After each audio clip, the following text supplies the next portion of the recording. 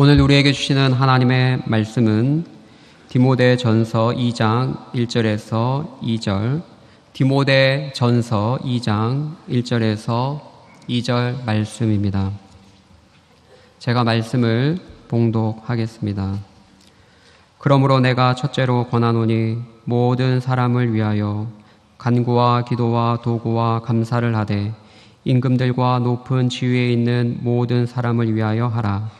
이는 우리가 모든 경건과 단정함으로 고요하고 평안한 생활을 하려 함이라. 아멘.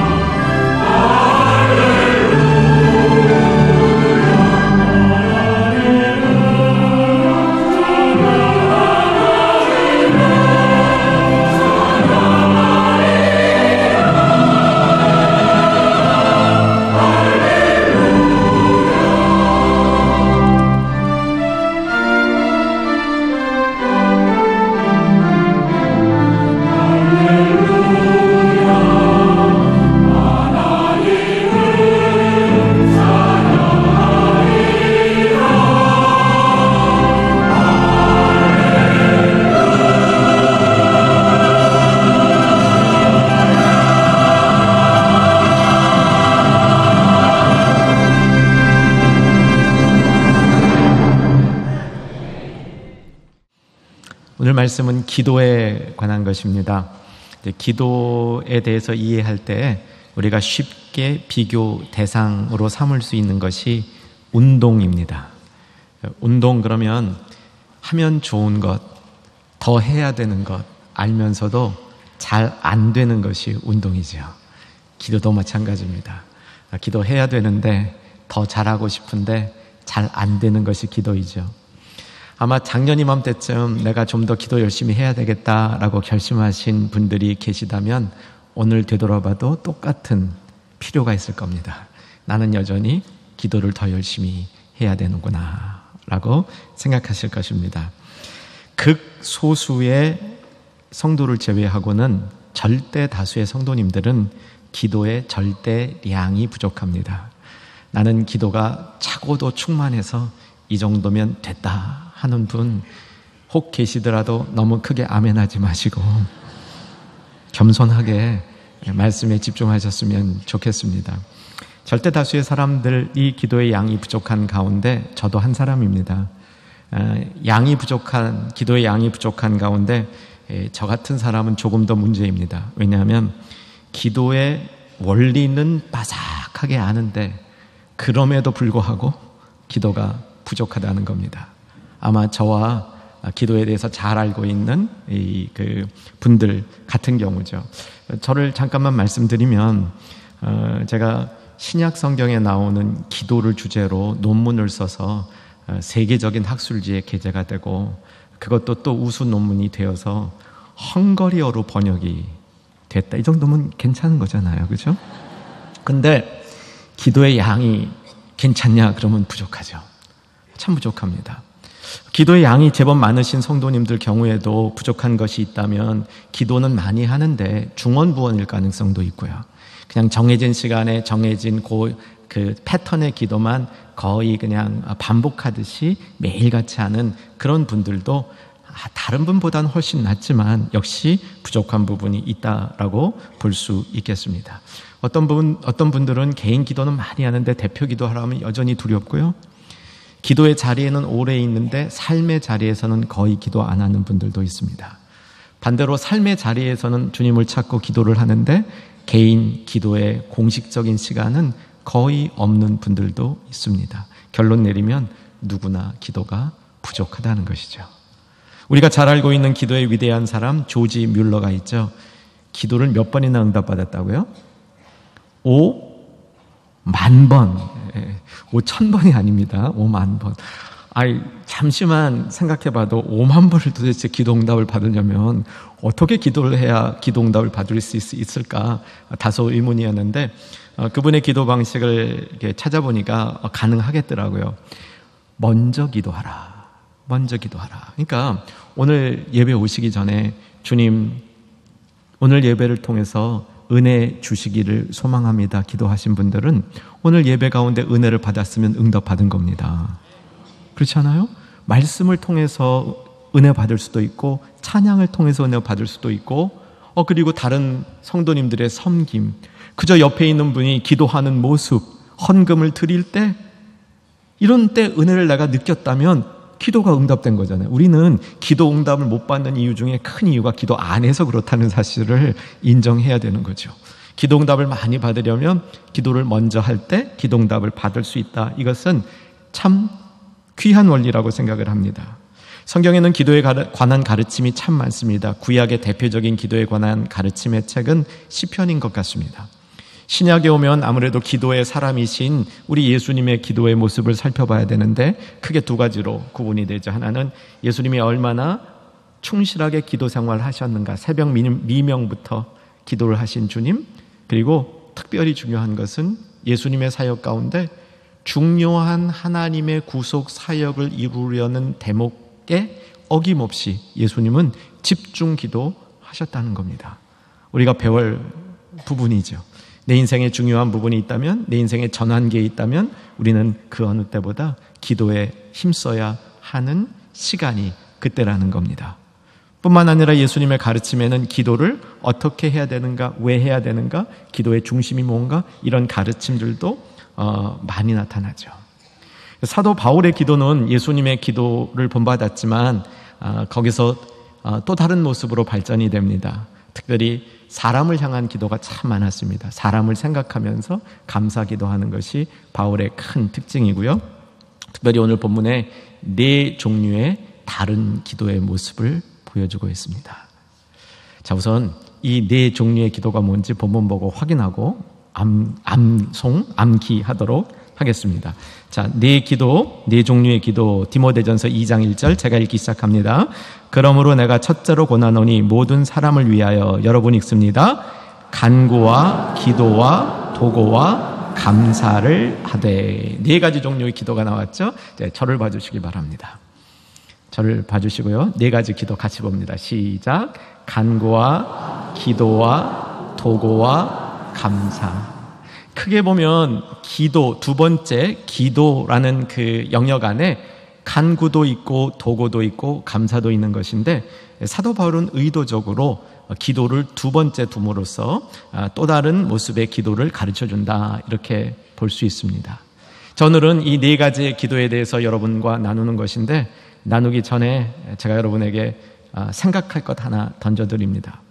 왜 바울이 네 종류의 기도를 이렇게 분리해서 말하고 있을까요? 한번 그 이유를 여러분 나름대로 짐작해 보시기 바랍니다. 제 생각은 우리 모두에게 기도가 필요합니다. 기도 잘하고 싶잖아요.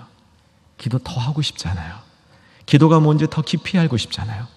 그런데 더 많은 사람을 위해 기도하고 싶은데 그러기 위해서 한 가지 종류 기도만 알지 말고 네 가지 종류 기도를 알고 있으면 유익하다. 그런 뜻인 것 같습니다. 그래서 사랑하는 여러분, 오늘 네 가지 종류의 기도를 하나하나 배우시면서 이제 결론은 내 기도의 생활이 좀 더 깊어졌으면 좋겠다. 내 기도의 생활이 좀 더 넓어졌으면 좋겠다. 내가 정말 주님의 마음에 더 합한 기도를 했으면 좋겠다. 이런 마음의 결단을 가지시고 우리 충현의 가족의 모든 기도의 생활이 이전보다 더 깊어지는 역사가 일어나기를 축원합니다. 자, 이제 네 가지 기도의 모습을 하나하나 배워갈 테인데, 핸드릭슨이라는 주석가가 있습니다. 옛날 주석가인데 이분은 이렇게 이 네 가지 기도를 설명했습니다. 간구는 말 그대로 간절한 기도입니다. 기도는 일반적인 기도이고요. 도구는 중보 기도인데 특별히 억울한 일에 관련된 것이다. 이 부분을 마음속에 담아두시면 좋을 것 같습니다. 도구. 감사는 감사한 일이 있을 때 하나님 앞에 반응하는 기도이다. 이렇게 설명합니다. 네 가지 기도는 고유의 영역이 있지만 중간중간엔 서로 겹쳐집니다. 그래서 딱 무 자르듯이 도구와 간구가 다르다 이렇게 볼 건 아닙니다. 간구와 도구 가운데 비슷한 것이 있고요. 우리가 도구, 중보기도 할 때 간구가 될 수 있고 당연히 간구는 기도의 한 가지 모습이 되는 겁니다. 첫째 간구입니다. 간절한 기도. 여러분, 간절한 기도 제목이 있으십니까? 나한테 간절한 기도 제목이 없다. 이것은 내 기도 생활에 문제가 생겼다 하는 사인입니다. 이렇게 보니까 사인 받으시는 분들이 반절 이상인 것 같네요. 간절한 기도를 드려보신 적은 있으십니까? 그 간절한 기도가 응답되는 것을 경험해 본 적은 있으십니까? 사실 정상적인 신앙인이라면, 내가 정말 신앙생활을 바르게 했다면 간절한 기도를 들어본 경험이 있고 그 경험이 응답되어진 그런 간증이 있는 게 정상입니다. 아마 과거를 돌아보시면 분명히들 있을 겁니다. 아니, 하나님 앞에 신앙생활을 하고 하나님이 살아계신데 하나님 앞에 내가 간절히 기도했는데 그게 기도된 게 한 번도 응답된 게 없다. 그거 좀 이상하잖아요. 그거는 하나님이 조금 이상한 하나님으로 보이지 않으세요? 저는 그렇게 보입니다. 제가 알고 있고 제가 믿고 있고 제가 따르고 섬기는 우리 하나님은 간절한 기도를 들으시는 하나님입니다.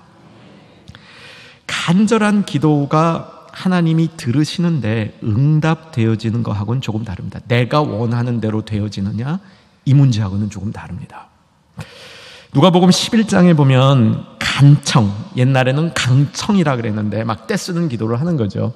밤에 자기 친구가 찾아왔는데 먹을 것이 없어서 친구를 대접하고 싶은데 옆집 사람 문 두드리면서 좀 먹을 거 좀 빌려달라 그랬을 때 이 벗됨을 인하여서는 들어주지 않는데 간청함을 인하여는 들어준다, 그런 말이 있거든요. 그러니까 우리가 하나님도 우리 기도를 들으실 때 우리가 절실하면 반응합니다. 사람도요, 누군가가 절실하게 매달리면 그 사람의 마음 가게 되어 있는 겁니다. 모든 기도의 시작은 나에게 필요한 것이 있어서 그게 절실해질 때 시작이 되는 겁니다. 그런데 그 절실함을 신앙생활이 많아지면서 신앙생활을 더하면서 그 절실함을 잃어버리고 있다는 것은 중요한 부분을 잃어버리고 있다, 그런 얘기입니다. 여러분의 절실한 기도를 회복하기 위해서 제가 잠시 몇 가지 절실함의 기도가 있어야 되는 자리를 나열해 드릴게요. 금방 이해가 될 겁니다. 여러분, 자신을 위한 절실함이 있어야 되지 않을까요? 나의 삶에 닥쳐진 문제들, 내가 조금 더 나은 사람이 되기 위해서, 그런데 그렇지 못한 내 모습을 바라보면서 절실함이 있어야 되지 않을까요? 가족들을 생각해 보십시오. 자녀, 부모님, 배우자 생각해 보면서 절실함이 있어야 되지 않을까요? 선교와 전도를 생각하면, 민족을 생각하면 절실함이 있어야 되지 않을까요? 우리의 절실함이 없다는, 절실한 기도 제목이 없다는 것이 우리의 신앙에 문제가 생겼다라는 사인이 되는 거죠. 예수님이 절실하게 기도했던 그 사건이 있는데 기억나시죠? 어느 사건일까요? 겟세마네 기도죠. 예수님이 십자가 지시기 전에 십자가 지시를 생각하면서 겟세마네에서 땀이 피가 되도록 기도하셨다. 그런데 그 결론이 뭐였습니까? 내 뜻대로 하지 마옵시고 아버지의 뜻대로 하시옵소서. 여러분, 간절한 기도의 결과는 무엇이냐면 나를 내려놓고 아버지의 뜻을 깨닫게 되는 겁니다. 간절한 기도를 드릴 때 우리가 조심해야 되는 것은 나의 문제, 내가 생각하는 것에 집착하는 그 집착을 내려놓을 수 있는가 없는가의 수입니다. 내가 집착하는 것만 내려놓을 수 있다면 간절한 기도는 제 경험으로는 반드시 응답이 됩니다.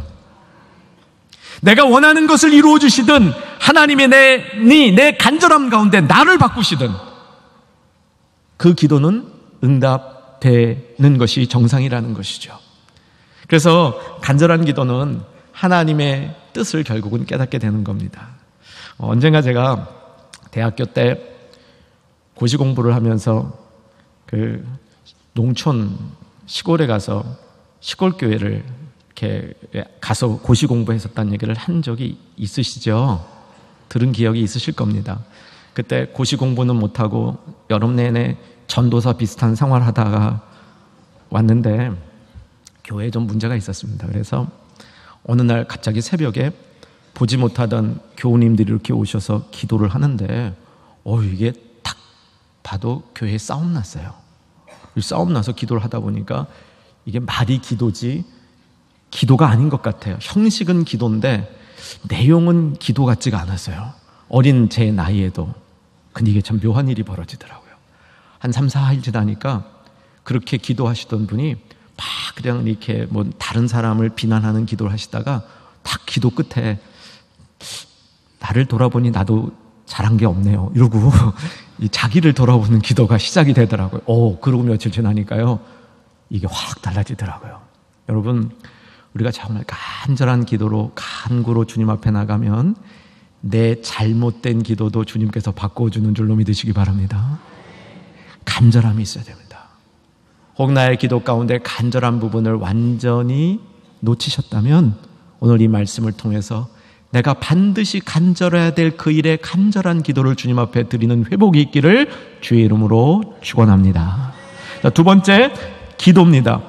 이 간구를, 원래는 기도를 먼저 해야 될 것 같아요. 기도가 다 포괄적인 거니까 그 다음에 간절히 드리는 간구를 얘기해야 될 것 같은데 기도를 두 번째 놓은 이유는 저의 생각은 간구는 특별하게 이제 드리는 것이고 기도는 일상생활에 나에게 특별한 사건이 없을 때도 주님 앞에 드리는 기도라는 거죠. 이렇게 보면 두 번째 나오는 기도가 첫 번째 간구보다 더 훈련하기 어려운 겁니다.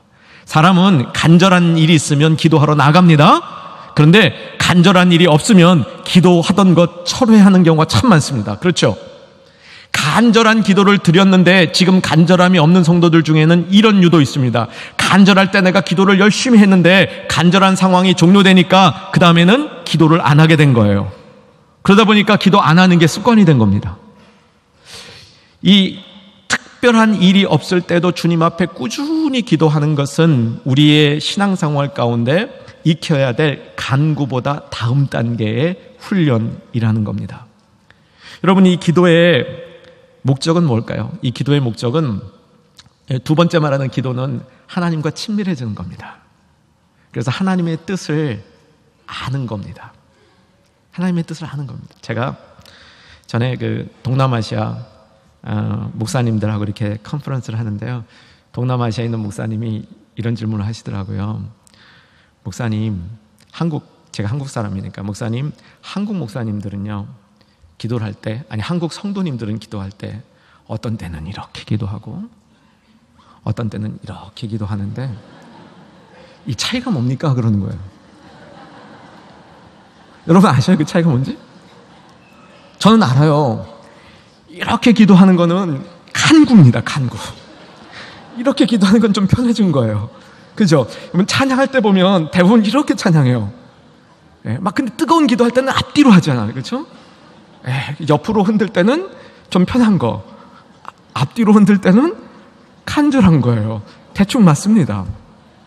우리는요, 이 모션을 통해서도 우리의 기도가 나타나는데, 이 평소의 기도는, 우리가 정말 평소에 해야 되는 기도는 뭐냐면 하나님과 친밀해지기 위한 기도입니다. 하나님의 뜻을 알아가는 기도예요. 사실 우리가 간구할 때는 주님의 뜻을 잘 못 깨달을 때가 많습니다. 내가 그 기도하는 기도 제목이 너무나 강렬하기 때문에 주님의 뜻을 깨닫지 못할 때가 많은데, 우리가 일반적인 주님과 대화하고 기도하고, 기도의 정의가 뭡니까? 호흡이잖아요. 하나님과 호흡. 이렇게 하나님과 호흡하다 보면 하나님의 뜻이 무엇이고 하나님이 원하는 게 무엇인지를 조금씩 더 깊게 깨달아가는 겁니다.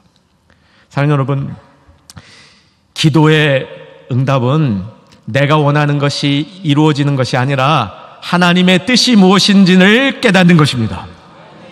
그래서 기도하면서 하나님의 뜻이 무엇인지를 깨닫게 되면 하나님의 뜻이 내 생각보다 귀함으로, 내 생각보다 높음으로 그 하나님의 뜻이 내가 따를 방법이 되는 거죠. 방향이 되는 겁니다. 그게 응답인 겁니다. 에베소서 3장 19절 말씀 같이 한번 자막으로 봤으면 좋겠는데, 에베소서 3장 14절부터는 바울이 기도를 하기 시작합니다. 바울의 편지 가운데는 기도가 종종 나오는데, 그 기도의 내용 중에 이런 내용이 있는데 한번 확인하십시다. 같이 읽습니다.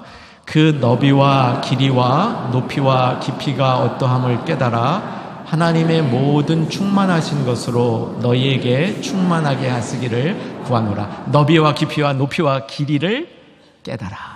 여러분, 우리의 기도 생활은 이걸 깨닫는 겁니다. 그러니까 내가 필요로 하는 간구의 대상이 있는 것은 기도의 시작이지만, 기도가 깊어질수록 우리는 하나님에 관해서, 하나님의 경륜에 관해서, 하나님의 뜻에 관해서 높이와 깊이와 너비와 그 충만한 세계를 우리가 깨달아가는 것, 하나님과 점점 더 친밀해지는 것, 이것이 기도의 목적이라고 말할 수 있습니다. 여러분, 간절하게 기도할 것이 없는 분들은 간절하게 기도할 내용이 실제로 없는 게 아니라 기도의 능력을 잊고 있는 것이다 말씀드렸습니다. 기도를 많이 하는 분들이 있습니다. 기도를 많이 하는 분들을 보면서 기도를 덜 하는 분들은 이런 생각을 합니다. 저분은 참 인생에 어려운 문제가 많아서 기도할 제목이 많은 분들이구나, 이렇게 생각하는데, 정말 기도를 많이 하는 분들에게 여쭤보면 기도를 하다 보면 기도할 게 계속 생깁니다. 그래요. 기도를 안 하니까 기도할 게 없는 것처럼 느껴지는 겁니다. 사랑하는 여러분, 삶의 기도, 평소의 기도, 우리가 특별한 나의 삶에 어려운 부분이 없을 때에도 주님과 긴밀하게 기도함으로 주님의 뜻이 무엇인지를 분별하는 역사가 일어나는 복된 성도 되기를 주의 이름으로 축원합니다. 내가 기도하는 자리가 있어야 됩니다. 뿐만 아니라 삶의 현장에서도, 삶의 기도도 주님 앞에 드릴 수 있어야 되는 거죠. 주님과 동행하는 기도도 우리가 훈련해야 될 중요한 영역이 된다는 사실을 잊지 마시기 바랍니다. 자, 세 번째, 오늘 말씀 가운데 가장 새롭게 배울 기도의 방법입니다. 뭐죠? 도고라는 겁니다. 도고, 잘 못 들어보셨을 겁니다. 우리 별로 쓰지 않는 한국말입니다. 이 도고를 국어사전을 찾아보게 되면 남을 위하여 하는 호소, 이렇게 되어 있고요. 영어 번역들을 보게 되면 intercession, 중보기도, 이렇게 되어 있습니다. 그래서 도고를 조금 쉬운 우리말로 바꾸면 중보기도 된 거죠. 남을 위한 기도인 거죠. 우리 교단에서는 중보기도라는 말을 사용하는 것을 좀 조심하자, 이런 운동이 있었습니다. 왜냐하면 중보자는 예수님 한 분이시기 때문에 우리가 중보 기도를 한다고 하면서 마치 내가 예수님 자리에 쓴 것처럼 하는 것은 안 된다, 그런 뜻이죠. 그렇다면 중보 기도, 남을 위한 기도를 다른 말로 바꾸면 뭐가 되냐? 이 도고가 되는데, 문제는 뭐냐면 하도 안 써서 도고 기도 합시다 그러면 이게 뭔가 하고, 우리 성도님들이 이해가 안 되는 거죠. 그래서 어떻게 보면 중보기도라는 말을 사용하되 우리가 중보자의 자리에 쓰는 건 안 된다. 그것을 조심하는 것이 괜찮은 방법인 듯 합니다. 남의 사정을 알고 그것에 대해서 하나님 앞에 호소하는 것이 도고의 기도입니다. 이런 거죠. 하나님, 김 집사가 참 어렵습니다. 주님이 더 잘 알고 계시죠. 그런데 김 집사가 저렇게 어려운 게 제가 잘 이해가 안 갑니다. 김 집사가 저 어려운 가운데 스스로 그 의미를 잘 못 깨닫고 있습니다. 하나님 김 집사에게 의미를 깨닫게 해주시고 김 집사를 붙들어 주시고 저도 잘 못 깨닫겠사오니 저도 좀 깨닫게 해주시옵소서. 이게 도고 기도의 기본 꼴입니다. 이렇게 드린 게 아닙니다. 하나님, 김 집사가 굉장히 힘들어요. 어찌 이런 일이 있을 수 있어요? 하나님이 살아계시다면 김 집사를 왜 힘드시게 하는 거예요? 이해가 안 돼요. 이것은 도고 기도의 자세가 되지 않습니다. 도고 기도의 기본 자세는 정말 내가 모르겠는 거예요. 근데 하나님은 다 아시고 하나님이 궁극적으로 선으로 이끄시는 하나님이라는 건 내가 인정하고 아는데 부분적으로 일어나는 일이 이해가 안 되는 겁니다. 그래서 하나님 그걸 좀 깨닫게 해주세요. 깨닫기만 하면 제가 순종하겠습니다. 아무 개가 그걸 깨달아야 이런 어려움을 이길 수 있을 것 같습니다. 그걸 위해서 기도하는 것이 소위 도고 기도의 기본 방향이라는 겁니다. 자, 성경에 나타나는 도고 기도의 가장 대표적인 자리는 아브라함이 롯을 위하여 소돔과 고모라 성이 멸망하는 것을 막아달라고 하나님 앞에 하는 기도, 이게 대표적인 도고 기도입니다. 같이 한번 성경을 피겠는데 창세기 18장 27절, 창세기 18장 27절 22쪽으로 갑니다. 여러분 아시죠? 아브라함과 롯이 같이 지내다가 굉장히 번창합니다. 그래서 같이 있는 사람들 사이에 갈등이 생기니까 롯과 아브라함이 각각 다른 땅을 소유하게 되는데 롯은 눈에 보이기에 좋은 소돔과 고모라 땅으로 갔고요. 그 땅은 이제 곧 멸망하게 됩니다. 소돔과 고모라 땅을 멸망하러 움직이는 천사들을 만났을 때 아브라함이 롯의 멸망 위기를 놓고 하나님 앞에 도고 기도드리는 겁니다. 아브라함이 하나님 앞에 기도드릴 때 정말 이해가 안 됐던 것 같아요. 안타까웠던 것 같아요. 소돔성이 잘못한 것은 확실합니다. 하나님의 공의에 따르면 소돔성은 무너져도 마땅합니다. 그런데 그 안에 의인 50이 있으면 그 의인들이 멸망하는 것은 정말 제가 이해가 안 됩니다. 하나님은 의인이 50이 있으면 소돔성을 멸망하시겠습니까? 이게 도고 기도의 시작이었습니다.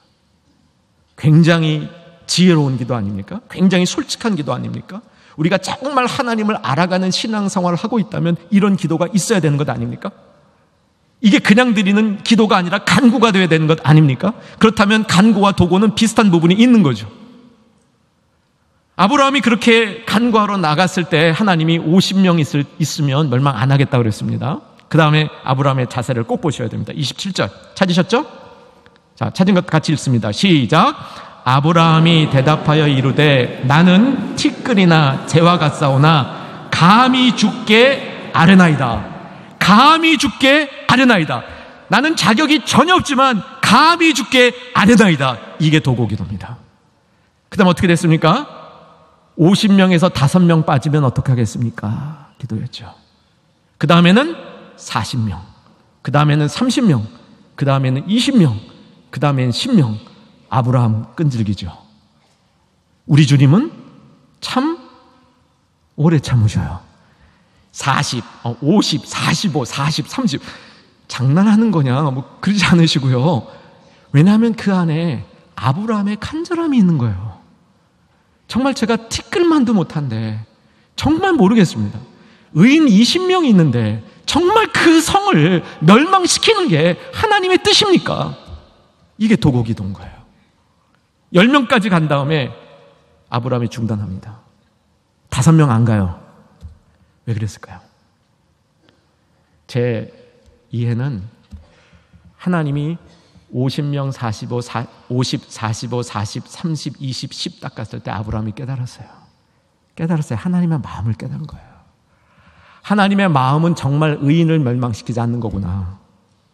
하나님의 마음은 악인도 구원하려는 게 하나님의 마음이시구나. 그거를 깨닫는 순간 아브라함은 다 자신의 의문이 종료된 겁니다. 공의의 하나님 맞으시구나. 더 이상 질문할 게 없구나. 하나님 뜻대로 하시옵소서 하고 아브라함이 하나님의 뜻을 받아들인 것, 이게 도고 기도의 응답인 겁니다. 사랑하는 여러분, 우리는 살다 보면 이해 안 되는 게 참 많습니다. 특별히 내 삶에 이해 안 되는 것은 도고 기도라고 안 하는 것 같아요. 그런데 다른 것을 보면서 이해 안 되는 것들을 도고 기도해야 된다고 얘기합니다. 다른 힘들어하는 사람들의 그 형편을 저분이 좀 이해할 수 있도록 하나님 역사해 주세요. 이게 우리가 드려야 될 도고 기도의 기본꿀이라는 겁니다. 도대체 이 나라 이 민족의 역사가 이렇게 되는 것이 정말 주님 잘 모르겠습니다. 어떻게 되는 것이 주님의 뜻입니까? 이런 것들도 도고 기도의 목적이 된다는 겁니다. 여러분, 자녀를 위해서 기도할 때요, 자녀가 어려우면 무조건 간구 먼저 하지 마시고요, 무조건 그냥 간구하지 마시고요, 도고 먼저 해보세요. 왜 이런 형편이 왜 이렇게 있습니까? 주님 뜻은 도대체 뭡니까? 그도 알게 해주시고 나도 알게 해주시옵소서. 이것이 도고 기도의 모습인 것이죠. 네 번째 뭡니까? 네 번째쯤 가니까 또 까먹으셨죠? 복습하고 가겠습니다. 첫 번째 간구, 두 번째 기도, 세 번째 도고, 네 번째 감사. 네 번째 감사입니다. 감사도 기도의 일부인 거죠. 아마 중년의 가족들은 다 동의하실 겁니다. 감사만 잘해도 신앙생활 잘한다. 아멘 되시죠? 그 감사는 기도이기 때문이기도 합니다. 이 감사의 기도는 어쩌면 가장 성숙한 형태의 기도라고 할 수 있습니다. 우리는 감사를 입에 달고 사는 분들이 있죠.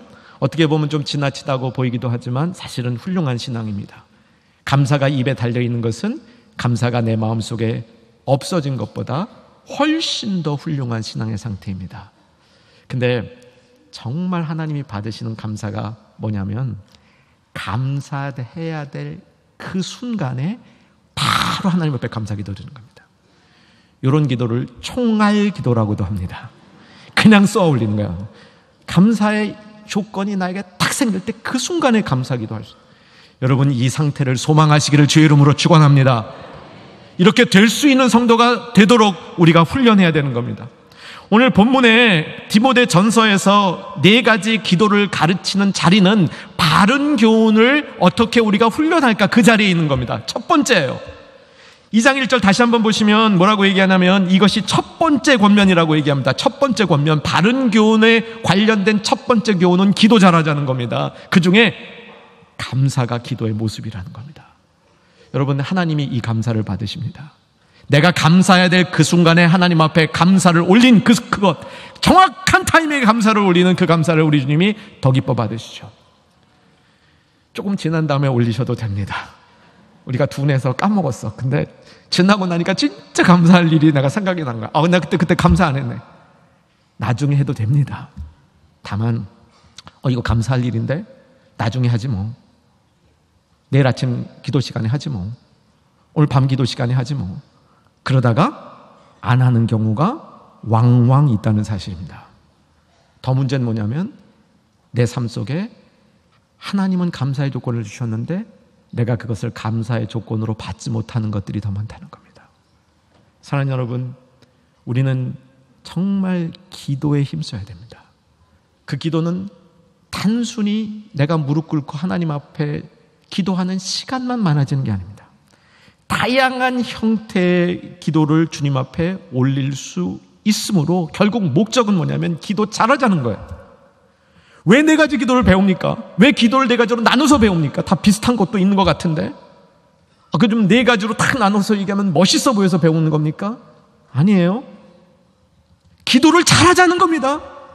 지금보다 내가 기도를 더 잘하는 사람이 되어야 되겠다는 마음의 결단을 하고 힘쓰자는 겁니다. 그래서 네 가지로 나눠 배우고 있는 거죠. 감사의 기도는 첫 번째 타이밍이 굉장히 중요합니다. 두 번째 성경에 나오는 감사의 기도의 이해는 사람에 대한 감사인데 우리가 이게 굉장히 약합니다. 빌립보 서 1장 3절 보겠는데 자막으로 보겠습니다. 빌립보서 1장 3절 말씀 같이 읽습니다. 시작. 내가 너희를 생각할 때마다 너희 하나님께 감사하며, 너희를 생각할 때마다 너희 하나님께 감사하며. 사람을 생각하면서 감사하는 거예요. 사람 때문에 감사하는 겁니다. 여러분 한번 감사의 조건 10가지 정도를 적어보세요. 사람 별로 없습니다. 생긴 일들, 사건들, 이게 감사예요. 내가 진급한 거 감사, 우리 아이가 어떻게 된 것 감사. 그죠? 그런데 진정한 감사 기도의 부분들은 사람을 인하여 감사할 수 있는 것이 담겨 있습니다. 세 번째, 성경에 나오는 감사 기도의 형태가 야고보서 5장 15절에 나오는데, 역시 자막으로 보겠습니다. 야고보서 5장 15절 같이 읽습니다. 믿음의 기도는 병든 자를 구원하리니 주께서 그를 일으키시리라. 혹시 죄를 범하였을지라도 사하심을 받으리라. 믿음의 기도는 이렇게 돼 있는데, 이걸 원어로 보면 어떻게 돼 있냐면요, 믿음의 감사는이에요. 기도가 아니라. 감사를 기도로 받기 때문에 기도라고 번역한 겁니다. 믿음의 감사는, 그러니까 믿음의 감사가 우리의 병을 낫는다. 우리 안에 있는 많은 상처와 영적인 병들도 낫게 하는 겁니다. 우리의 병은 감사가 없어서 일어난 경우가 많고요, 실제 육신의 병을 고치는 방법도 영적으로는 믿음의 감사 기도가 있을 때, 정말 주님이 나에게 허락하신 감사의 조건들을 바로바로 그 순간에 주님 감사합니다, 정말 감사합니다 라고 올릴 수 있는 영적인 깨어있음, 이것이 성도의 복된 기도의 모습이라는 겁니다. 이제 말씀을 정리합니다. 다시 한번 오늘 본문으로 돌아와 주시기 바랍니다. 이제 거의 다 본문을 암송하셨죠? 1장 2장 1절 말씀 같이 한번 읽겠습니다. 그러므로 내가 첫째로 권하노니 모든 사람을 위하여 간구와 기도와 도고와 감사를 하되, 계속 임금들과 높은 지위에 있는 모든 사람을 위하여 하라. 거기까지만. 네 가지 기도 제목을 가르쳐 준 것은 기도의 상화를 높이라는 거였습니다. 우리에게는 그런 도전인데 문맥에서는 그런 도전 이상의 의미가 있는 겁니다. 이 편지를 처음 받던 에베소에 있는 교우들과 디모데는 바울이 어떤 점을 강조하고 있는지를 깨달았습니다. 뭐냐면, 모든 사람을 위해서 기도하려니까 기도가 한 가지 방법 갖고는 모든 사람을 위해서 기도할 수 없다는 사실을 깨달은 거예요. 다양한 기도의 방법을 가지고 있어야 모든 사람을 위해서 기도할 수 있다는 겁니다. 여기 모든 사람을 위해서 기도한다는 것은 뭉뚱그려 기도하라는 것 의미는 아닌 것 같아요. 근데 사실 어떻게 모든 사람을 위해서 기도합니까? 그렇죠? 우리 충현교회 모든 가족들을 위해서 한 사람도 빼놓지 않고 기도하는 분이 과연 있을까? 그러나 이 본문이 주는 진정한 의미는 무엇이냐면, 모든 사람을 위해서 기도하는데 특별히 임금과 높은 지위에 있는 모든 사람을 위해서라. 어떻게 보면 이해가 안 가요. 임금들, 높은 사람, 높은 지위에 있는 높은 사람, 그나마 잘 되고 있는 사람을 위해서 뭘 또 기도해? 우리는 이런 마음을 가질 수 있습니다. 그런데 이 편지에 속한 문맥에서의 의미는 뭐냐면, 임금과 높은 지위에 있는 사람들은 믿는 성도들을 핍박하는 사람들입니다. 그 사람들이 핍박을 하기 때문에 믿을 수 없는 거예요. 믿음에 어려움이 있는 겁니다. 그런데 바울은 그들을 위해서 기도하라 라고 얘기를 합니다. 우리는 이것을 나의 삶에 어떻게 적용하겠습니까? 혹 내가 받은 상처 때문에 나는 내 기도의 영역에서 제외시킨 사람은 없습니까? 내가 많은 사람을 위해서 기도할 수 있는데 저 사람 위해서는 내가 기도를 못하겠습니다. 그런 사람들이 내 안에 있습니까?